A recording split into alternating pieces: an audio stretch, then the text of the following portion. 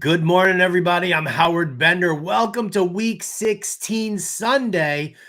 And oh, baby, what an important time here. It's your fantasy football playoffs. You're playing DFS. Maybe you jumped into the Beat Howard Bender contest over at rtsports.com/Bender. Either way, it's pretty vital. Now, you should have your lineups relatively set right now. You haven't come this far to be sitting there looking for some real deep dives, but we always like to give you some starts and some sits in case you were looking at somebody. Maybe you weren't looking at somebody. Maybe you just still have some lineup questions. We'll begin with our starts. And I'm going to say I'm looking at Matthew Stafford. Very underrated. Listen, he's got great weaponry with Cooper Kupp and Puka Nacua. Forget about last week. It was a rain-soaked Thursday night game. The 4 games prior to that, Stafford was averaging 260 passing yards, and he had 10 touchdowns to no interceptions in a 4-game span. He's going up against the Jets. And listen, the Jets defense, they're not the vaunted Jets defense that we've always talked about here. They are giving up massive yardage, 285 passing yards per game with 7 passing touchdowns allowed over their last 5. Jets have kind of quit on the season.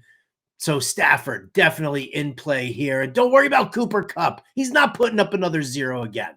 At the running back position, I'm locking down some Bucky Irving. He is off the injury report. And listen, even while he was working through injuries, 2 out of 3 games where he's over 100 yards. Now he's got the Dallas defense. They're giving up the 3rd most rushing yards per game. We know that you run on Dallas, so get Bucky Irving into your lineups. At the wide receiver position, I'll give you the deep dive. Here you go. It's Malik Washington of the Miami Dolphins.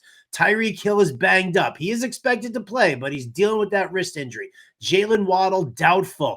There's just no other wide receivers there. I mean, who is D. Eskridge? He's also doubtful. There's no way River Craycraft is getting all that work. Malik Washington, get that rookie into your lineup if you need a deep dive. And then finally at the tight end position, get Brenton Strange into your lineup. The consolidated targets in Jacksonville are something to pay attention to. Mac Jones is either throwing to Brian Thomas or Brenton Strange. Strange has a 26.1% target rate in games that he's replaced Evan Engram. Get him in there. He's going to be leaned on and is a great matchup here against the Las Vegas Raiders. Some sits that I'm eyeballing here right now. Michael Penix Jr. I'm not doing it, people. I'm not doing it. You want to do it in like a GPP tournament style? You want to pay down for that? Okay, fine.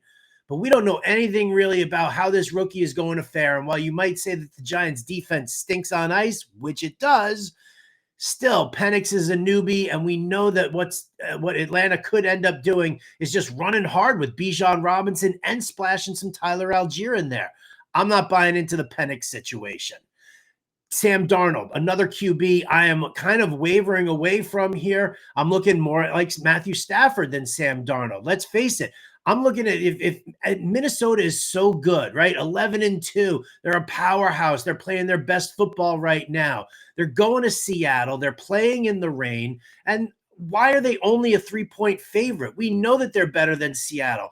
The line was 3 on Monday when we didn't know if Geno Smith was going to play. We didn't know if Kenneth Walker was going to play. We didn't know if Zach Charbonnet was going to play. So all of those question marks there, and Minnesota was still only a 3-point favorite on the road.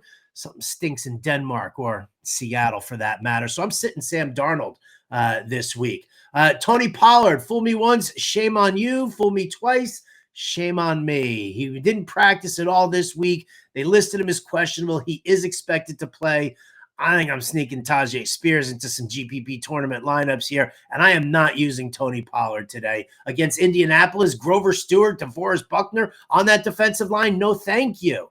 I'm also sitting T. Higgins, another guy who didn't practice, likely to be more of a decoy. He did not run up that hill to practice, and so I'm a little down on T. Higgins. And then finally, Kyle Pitts. This kind of ties into the whole Michael Penix thing. But why all of a sudden are we looking at Kyle Pitts when he's stunk all season long? I'm telling you, the offensive scheme is not dictating targets to the tight end. It's not that Kirk Cousins wasn't throwing to the tight end. Nobody is throwing to the tight end in that offense. So there you go, some start sits. As always, check out all the stuff we've got here at rtsports.com. including the Beat Howard Bender contest at rtsports.com/Bender.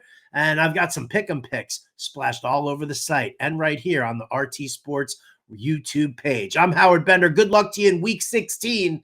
We'll catch you next time.